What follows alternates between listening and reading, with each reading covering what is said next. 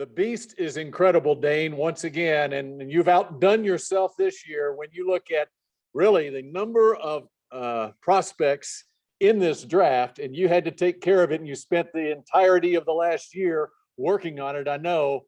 But when you're talking about voluminous scouting reports on 399 prospects, player rankings, nearly 1,700 player rankings, how in the world have you had time to do anything else the last year? Well, yeah, I have a very understanding wife. And so first thing I did when I was done, made sure bought her some flowers, and it's a labor of love, and it takes a full year. It does. I've already started on next year's in terms of compiling some of the intel and some of the notes on some of these players. It's because it's not just watching tape and understanding what they do on the field. It's the background. It's where I think in order to know where they're headed, we need to know where they came from. When they start playing football, what was their high school career like? Did they play other sports? What was their recruitment like? All these details, I think, help give us a better picture of each one of these players and each one of these guys as people and understanding them. So, it's something that I'm a big draft fan at heart. And so I create something that I would want to read, including all the testing data, all the background info, and of course the analysis. So I'm glad people really enjoy it. And with so many players having the opportunity to play the extra year, maybe not coming out last year, the number of prospects in this draft is unreal, isn't it? Yeah, that was really probably the trickiest part of this year's draft guide was understanding who's in this draft and who's not. There's not really an official list anywhere. A lot of these players are taking advantage of that extra year and going back to school for that fifth or sixth year. But a lot of the guys did it last year, so they're in this class. So it's a big draft class that we have to work with, and it's trying to weed through all these guys and figure out, okay, which one has a pro future, which one doesn't. It's a very taxing exercise, but I think we have a good feel for how this draft's going to play out. I think Mike McCarthy said in a normal year, the Cowboys might have a draftable grade on, say, 160 players. And this year, it's up around 210, 215 draftable graded players. Have you seen that the depth of this draft is greater than in past years? Yeah, I think that's fair. And I'm working on a 7-round mock that's out on The Athletic this week. I finished all 262 picks, and I'm looking at who's left, and it's like, oh my gosh, I couldn't find a spot for this guy, or this guy just missed. And so, I think there's no doubt about it. And this is the largest draft we've seen just in terms of total picks that we've seen in 10 years. Usually it's about 255, 256. This year we're at 262 with some of those extra picks worked in. That's a good thing for these players. But the PFA pool, the priority free agents, is going to be a little bit larger than we usually see. All right, let's dive into what the Cowboys might do with the 24th overall pick, their first round selection. Of course, the Cowboys have a big need at wide receiver with Amari Cooper moving on to the Cleveland Browns now. And a couple of guys I want to ask you about. TREYLON BURKS out of Arkansas, who's been compared by some to Dez Bryant, his style of play, and also Chris Olave. These are two guys that the Cowboys reportedly had in as part of their pre-draft visits. Yeah, with TREYLON BURKS, obviously the Arkansas connection, that certainly doesn't hurt. But a guy that's easy to like when you watch him on tape, 6'2", 225. And, he didn't run necessarily a blazing 40 at the combine, only a 4.55, but you didn't see him get caught on tape. Throw on the Alabama tape, and he's running away from everybody.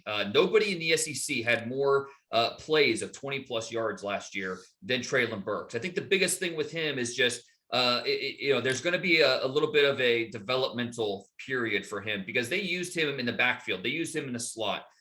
Where he was this more of a gadget receiver in that Arkansas offense. And really it was because they wanted to manufacture touches for him. He was the best player on the field. Let's figure out ways to get him the football. But going up against press, playing on the outside as a true X, that's where there's some question marks with TREYLON BURKS, and where there will be a rough patch as he continues to develop. But when you talk about a guy with that size, that ability, the ball skills, how much fun he is with the ball in his hands, I've likened him to a linebacker-sized Deebo Samuel with the way his toughness and the way he can make things happen. Whether it's in the short game, whether it's deep, he can do all of that. So TREYLON BURKS, I think he'll be in that mix, and then Chris Olave. size wise, he's not going to necessarily stand out to you, but he is so smooth and so polished that a lot of teams are going to look at him and say, yeah, maybe he's maybe not a number one, but as a number two ready to come in from day one and make plays. That's Chris Olave. He is a seasoned route runner. He knows how to find the blind spot of defensive backs. He's in the right place at the right time when the quarterback needs him to be.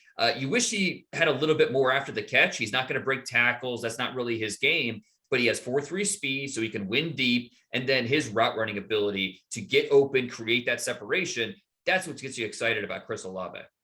Okay, obviously the Cowboys have a need on the offensive line, couple of needs on the offensive line, really, with Connor Williams moving on to the Miami Dolphins at left guard and Lyle Collins now with the Cincinnati Bengals at the guard position. Some people have the Cowboys in their mock drafts taking a Zion Johnson out of Boston College, Kenyon Green out of Texas A&M, another guy you've got rated in that vicinity. Could either one of those guys be a good fit for the Cowboys? I think either would be a great fit. And really, to be honest with you, I would be surprised if the pick is anything but the two positions we've just talked about, wide receiver and guard. I think both these guys are plug and play type of players at left guard. Zion Johnson, he has, I mean, his combination of traits is really impressive, both physical and mental. I mean, he has good size. I mean, he's 6'3", 315 pounds, really good athlete, strong, and his how intelligent he is. I think when you have a conversation with Zion Johnson, you walk away thinking, wow, this guy is really, really impressive. And for him, the good thing is his tape is just as impressive. He can play guard, he can play center, has some position flexibility. So I think Zion Johnson would be a home run. But speaking of position flexibility, Kenyon Green, playing 4 different positions last year for Texas A&M. He was the only returning starter on that offensive line. And so they asked a lot of Kenyon Green. He answered, kick him out at left tackle if needed, play him at right guard, play him at right tackle. But he played the majority of his career at left guard. I think that's where he's most comfortable. I think that's where he played in Dallas. You see a guy that is really, really balanced before and after contact. He's mobile. He's got the competitive fire that you want. So I think you've got a guy that's a dependable starter from day one. And that position flex really gives you options if you need to shuffle on the offensive line. All right, Randy Gregory leaving in free agency, now a member of the Denver Broncos. Cowboys signed Dante Fowler, but you look at the edge rushers in this draft, and I think you've got 19 ranked in your top 100. The depth is unreal. If the Cowboys were to take a wide receiver or an offensive guard in the first round, is there a guy in the second, third round, maybe even Sam Williams out of Ole Miss, who's 6'4", 261 pounds and ran a 4.4 640? The Cowboys had him in for a visit. What do you think about him? Yeah, that's a good name, I think, to know for Cowboys fans. With Sam Williams, he's got a little bit of some baggage from the college level that, teams need to work through. But 6'3.5", 261 pounds, big time basketball player in his background. He's a guy that has, he definitely shines. You don't necessarily need to know his number. Throw on the Ole Miss tape and look at the defensive line. You can find Sam Williams pretty quickly. His burst off the ball, his ability to disrupt the backfield. You want pass rushers that make the quarterback uncomfortable. Sam Williams did that routinely in the SEC. So as long as, you're comfortable with the background, you're comfortable with any baggage, anything like that, can get better as a run defender, no doubt. But his upfield acceleration, his competitiveness to attack the blocker in different ways, I mean, you can get really excited about him as your pass rusher. Well, the Cowboys have had players with baggage that have made it here to the star before. So we shall see in the case of Sam Williams. All right, Cowboys, any team can use some dogs on their defense. How about some Georgia Bulldogs? I mean, it's unreal, especially the front seven on that national champion team. You're looking at best player available, maybe. Let's look at the interior of the defensive line and Jordan Davis, as well as Devontae Wyatt, two guys that you have projected right there in the late first round or mid to late first round where the Cowboys are selecting. Yeah, how much time you have? Because it's that Georgia defense, really remarkable. And they've got some guys that went back to school that we'll be talking about at this time next year that are a lot of fun. Travon Walker is going to be off the board in the first 3 picks, in my opinion. And then the other 2 guys on the defensive line with Wyatt and Jordan Davis will also join him in the first round. But where it exactly is going to be interesting, Jordan Davis, we've never really seen a player like this before. 6'6.5", 340 plus pounds. and he ran out there and ran a 4.78. It's just, it's sometimes you just kind of shrug your shoulders and say, this guy's different, because we don't really see an athlete like this pound for pound. Now, do you always see that on tape? Not necessarily. You do ask, can he be a pass rusher at the next level? Can you give that interior push to collapse the interior? That's something that's a big question mark with Jordan Davis. A lot of teams are going to be willing to bet on him, though. I think he's going to be off the board somewhere in the teens. You look at, Baltimore at 13 or a 14, the Eagles possibly at 15. He could stay in or go with the NFC East, go in that division. So Jordan Davis is going to be off the board pretty quickly in the top 20. Devontae Wyatt is interesting as more of that 3 technique, 6'3", 305. If not for Jordan Davis and how remarkable his combine was, we'd be talking more about Devontae Wyatt, because at 305 pounds, he ran a 4.77, which is a remarkable 40 time. And he's another guy that was hidden a little bit in that Georgia defense. But you talk about a guy that wins in different ways, the way he fires off the ball, speed, effort, power. To me, he's the best 3 technique in this draft, and someone that could be off the board before pick 24. But if not, he's going to at least make the Cowboys think about it. Cowboys scored big time with a linebacker in last year's draft, of course, with Micah Parsons. Brought in a couple of linebackers here that are projected first to second round, and Devin Lloyd from Utah, as well as Quay Walker from Georgia. And I just love Nakobe Dean from Georgia. Could you see the Cowboys going linebacker for the second straight year in the first round? Yeah, I mentioned earlier how offensive guard or wide receiver, I'd be surprised if it's not those two. But if a Devin Lloyd were to fall a little bit, that's the type of player that makes you go, oof, can we pass on this guy?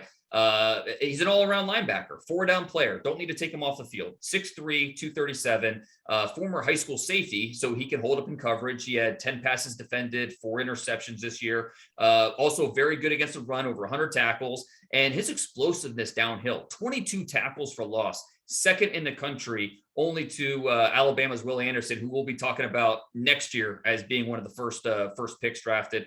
But with Devin Lloyd, he's got everything you want in terms of playing coverage, stopping the run, blitzing. I think he possesses that full package of skills that would really make the Cowboys think about it. And then, talk about some more Georgia Bulldogs. Both those guys, Quay Walker and Nakobe Dean. Now, they're very different types of players. They offer different things. Dean, more of that undersized guy who wins with his mind and his competitiveness. And they used him a lot as a blitzer. And so it's going to be interesting to see how teams value what Nakobe Dean brings with the lack of size. Meanwhile, you've got Quay Walker, who's the opposite, 6'4", 245, almost the size of a defensive end, and maybe not on the same level as Nakobe Dean in terms of key read, flow type of skills, that mental processing. But the speed, the closing ability, Quay Walker, you feel like he's just scratching the surface of what he's going to be. So I don't think either of these guys make it to the Cowboys in the second round. But and I'm not sure they take him at 24. But maybe if the Cowboys do a little moving around, maybe one of these 2 Georgia linebackers could be in play. Finally, Dane, the Cowboys want as many quarterbacks as possible to go before they pick at number 24. How do you view these quarterbacks? How high could they go? Who do you have at the top of your list? Yeah, I to be honest, I don't love any of these guys. I think if you're going to draft a quarterback in the first round, you better be convinced that they're going to be a top 15 quarterback in the NFL at some point during their rookie contract. And I just find it very hard to have conviction with any of these quarterbacks that they're going to reach that status. I think if you want to, win football games tomorrow, Kenny Pickett's your guy. I think he can do that. He is ready for the NFL, but is he the type of quarterback that can lead you to the Super Bowl? Because if he's not, then what are we doing? That's the goal, win the Super Bowl. So you do worry about Kenny Pickett. Does he have the type of ceiling that's going to lead you to the promised land? Malik Willis is a really talented player, but still raw in several important areas of playing the position. Huge projection there. Desmond Ritter's maybe a combination of the two, where he could go out there and play right away, but he still has some things to clean up. There's a good chance all 3 of those players, with Kenny Pickett, Malik Willis, and Desmond Ridder, are off the board in the top 20 picks, which obviously Cowboys fans want to see that. It's just I think the main storyline of round 1 this year will be the quarterbacks. They're going to go early. It's going to happen. It always does. Why should this year be any different? Where's that run start? Is it as early as 6 to Carolina? Could it be 8 Atlanta, 9 Seattle? Could we see the Steelers trade up, get one of those guys? So the quarterbacks, how early they go, where they go, that's one of the main storylines this year in the first round.